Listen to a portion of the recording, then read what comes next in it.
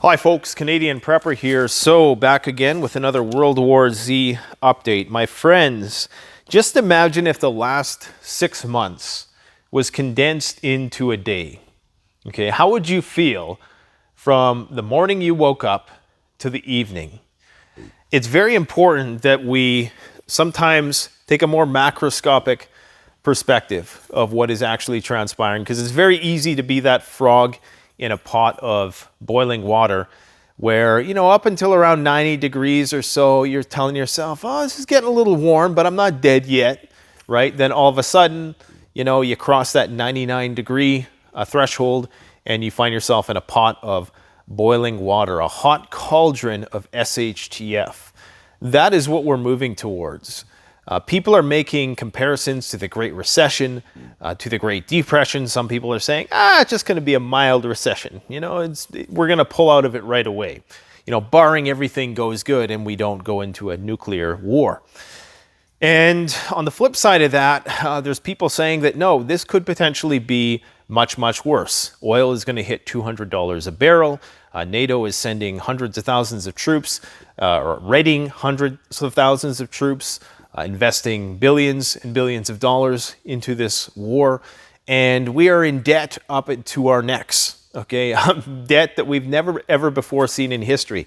So all of these things indicate that at some point the crash has to come, because we see what is happening, the bifurcation of global powers. It's clear as day now. Every day that goes by, the earth gets a little bit more clickier, and that is scary. That is very, very scary, with the news about Turkey saying, okay, Finland, Sweden, you can join NATO. So that's on. With the BRICS summit talking about bringing Iran, and who is the other one? Is it, I can't remember what the other country is, but another major player into the fold. So the world is separating. And this crash could make the Great Depression, just seem like the Great Recession, to be brutally honest.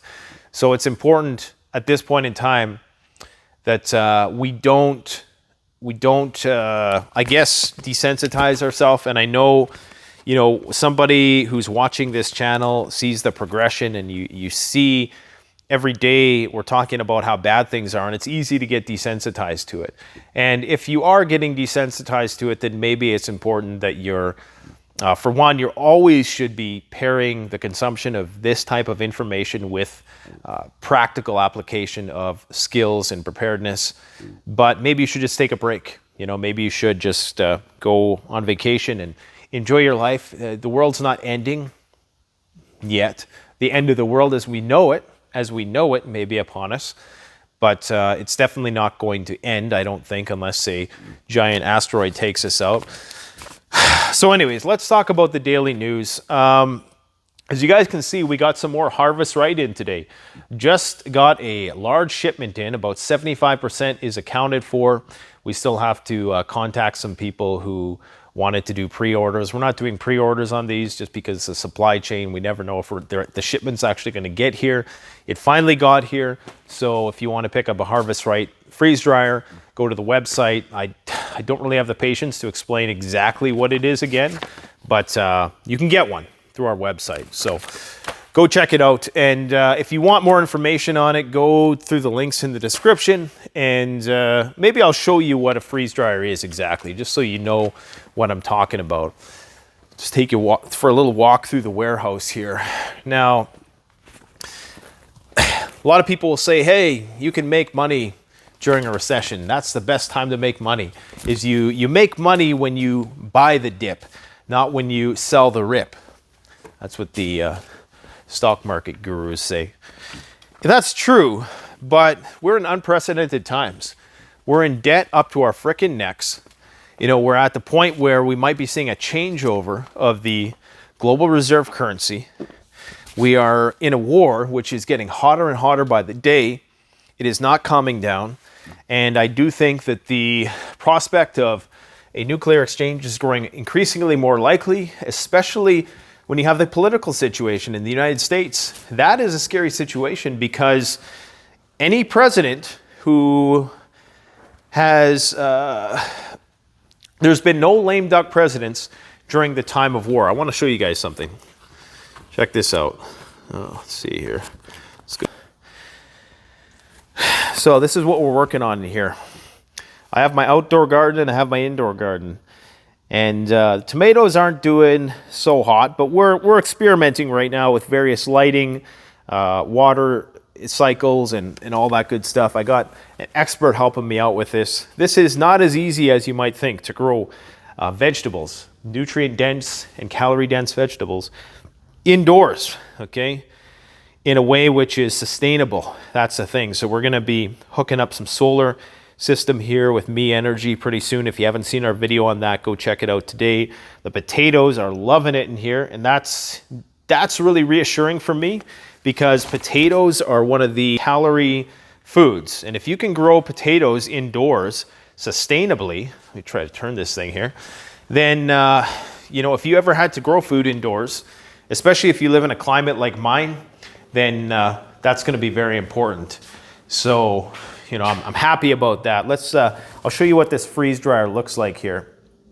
I know you don't want to see that crotch. Well, some of you do. You greasy buggers. All right. So this is a Harvest Right freeze drying machine. We've been freeze drying some stuff, so the trays are a little dirty, but it's an amazing machine. Allows you to preserve food for up to 30 years. Any food, as long as the fat content isn't that high. We've done plenty of reviews on it, and we're going to start we're going to bring in people who know what they're doing around the kitchen, and they're going to help us cook stuff in here, or not cook stuff in here, but get some recipes and freeze dry different things. That's what it's going to be like a bi-weekly segment. Okay, so Canada's inflation rate is now at 7.7%, the highest point since 1983. We're going deeper and deeper into the 70s, aren't we? We've been on like a 40-year bull run in the market. The difference between now and then is that we have a lot more debt. And we're a lot more globalized, and we're a lot weaker as a society. See, one of the main advantages of the Russians and the Chinese in the war between authoritarianism and, if we can even call it democracy anymore, is that they have the will, or their leaders have the will.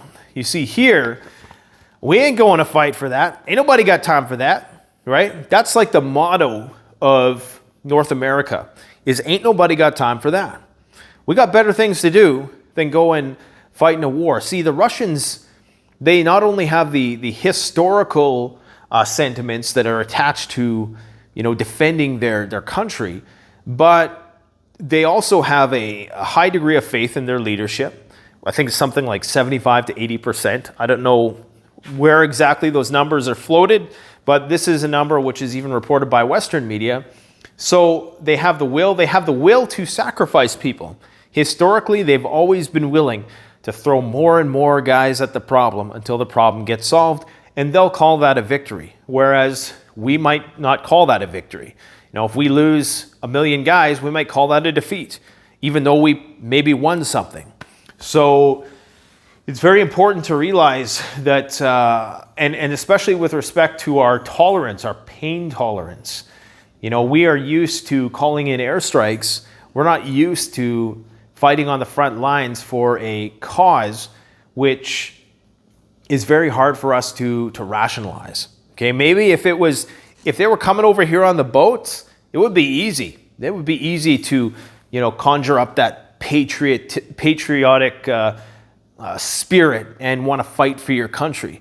But if it's a country over there in some obscure quagmire between Nato and the East that you're so far removed from, it's very hard to muster up that energy, which is why the Russians have a very big advantage in this conflict. And authoritarianism in general, you have the Iron Curtain, you have some of it, of course, lately has been imposed by the West, but the West is a glass house. They can peer in, they can see what's going on, they can use troll farms to manipulate things. They don't control the internet like the Great Firewall of China, things of that nature. So there's a lot of advantages. And one of the things that I talked about yesterday that a lot of people criticized me on, which was fine because these were fair criticisms. See, I'm okay if you're willing to present an argument and it's not made in a condescending manner. That's not trolling to me.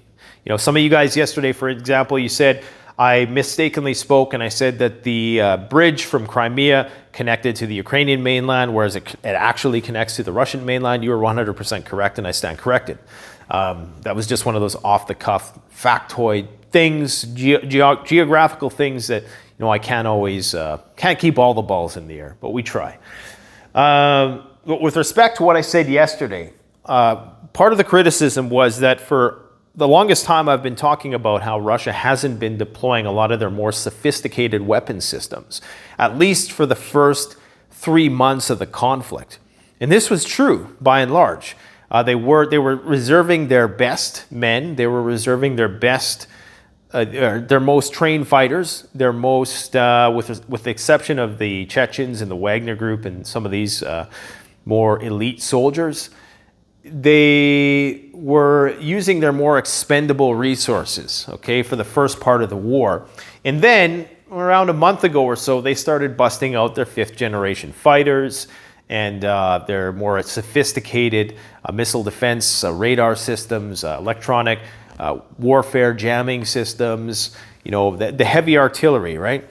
And how do we reconcile that with this idea that I put forth yesterday that Russia will likely use a tactical nuclear weapon because NATO will do nothing about it? And this is what people need to understand. For starters, a lot of people don't understand the difference between tactical and strategic nuclear weapons. A tactical nuclear weapon is much different from a strategic nuke. A strategic nuke is fired from an ICBM virtually anywhere in Russia to anywhere else on the planet, and it has a very, very high yield, up to 50 megatons, okay, on these new Sarmat missiles. A low-yield tactical nuke is meant to be used on the battlefield, and it's a way to take out a relatively large area. It has less radiation, okay? It might even have an EMP effect.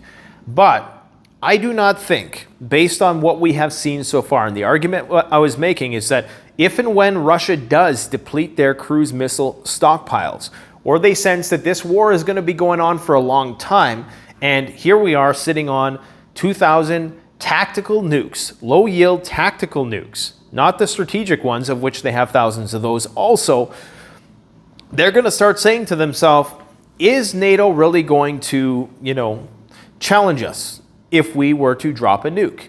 Okay, even with this shopping mall thing, which Russia denies, and that's from CNN. So this is not, the legacy media is actually reporting on the fact that Russia denies attacking the shopping mall, okay?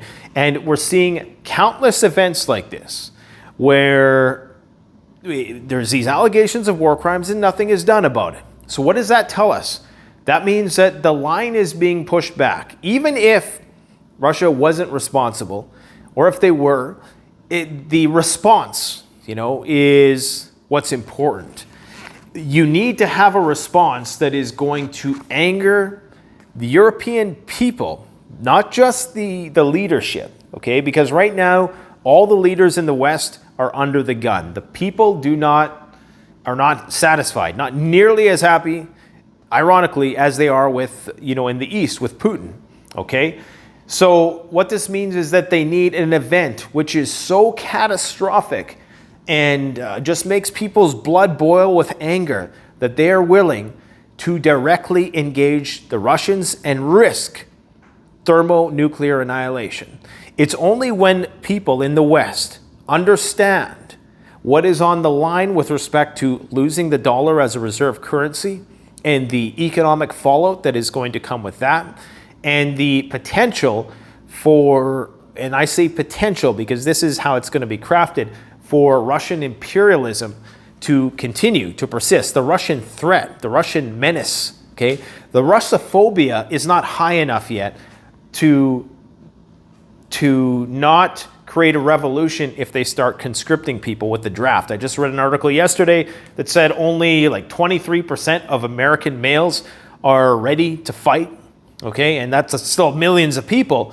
But I think of those 23%, only 9% are ready for conscription or suitable for some kind of, for military service. So they're talking about it, okay? Canada just committed more troops and resources in the building of infrastructure in Eastern Europe today.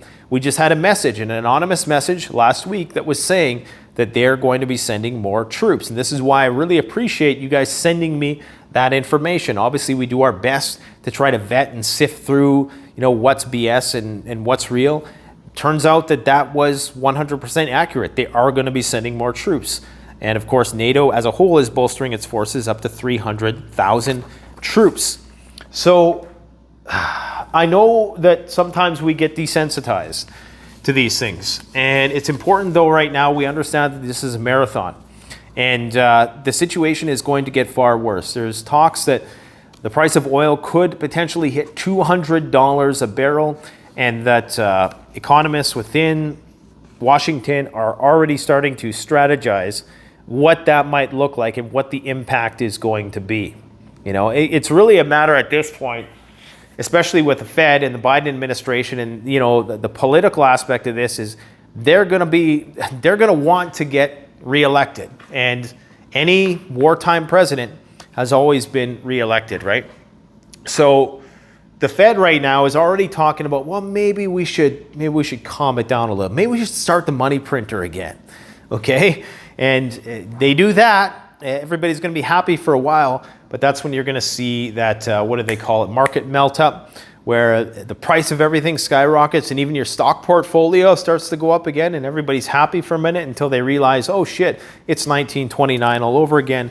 And I personally think we're already past that. I actually think that the 1929 peak point was last year sometime, when the market was kind of peaking, and now it's tanking. Because if you overlay a graph of the 20s and the early 30s onto what's happening right now, it maps on perfectly. So we're heading for it. Looks like the Iran nuclear deal has fallen through, so that's going to drive the price of oil up even more. President Biden has announced more troop deployments to Europe, as well as the commitment of many F-35 planes. But remember, all of this stuff is in the Baltic states. They still haven't committed to send troops into Ukraine yet, because they know it would be World War III. This is why Russia can detonate a tactical nuke on a military base in Ukraine, and I guarantee you, at least I don't think that NATO would get involved. Maybe they would do something. Now, the question is, why would Russia do that? Russia would do that, like I said, if they felt that they're not able to replenish these stockpiles fast enough. Look, we've been talking about how it was BS about the supposed ammo shortage long ago. This is different. That information I provided you yesterday, that was from a Greek news source who's notoriously giddy about all sides of the war. And by that I mean they're notoriously objective. Okay, they're very fair and balanced in their coverage of the conflict. It's very hard to, one day they're celebrating like Ukrainian victories, the other day they're celebrating Russian victories. Looks like the Chechens are sending in 4 other battalions. This is actually older news, but it's important because the Chechen guys, they seem to get off on that sort of thing. They seem to be quite effective in what they do. So that's not good news for NATO in Ukraine. What else do we got here for you guys? EU has been warned to curb gas consumption because gas might be down 30% this winter. My friends, it is going to be, this is it. This could potentially be where everything falls apart. I mean, you really have to think about what they're setting us up for and what they're priming us for right now. And always remember that they're always going to lie right up to the last minute. That guy named Adolf in his bunker in Germany, he told the people that we're going to win this thing as they were invading Berlin. Okay, so just remember that. Okay, and apparently Zelensky is trying to recruit everybody and everything, like people who are older or above the age of service, women, stray cats, you name it. They're throwing everything they can at this. So I think that Shizzy it's hitting the fizzy right now. I mean, it is. It always seems, like I say, when you look at it day to day, it's like weight loss. You don't notice, and all of a sudden you're looking at yourself in the mirror, 3 years later, and you're like, what the hell happened to me, right? Anyways, guys, we've run out of time on the mic. Thanks for watching Canadian Preparedness.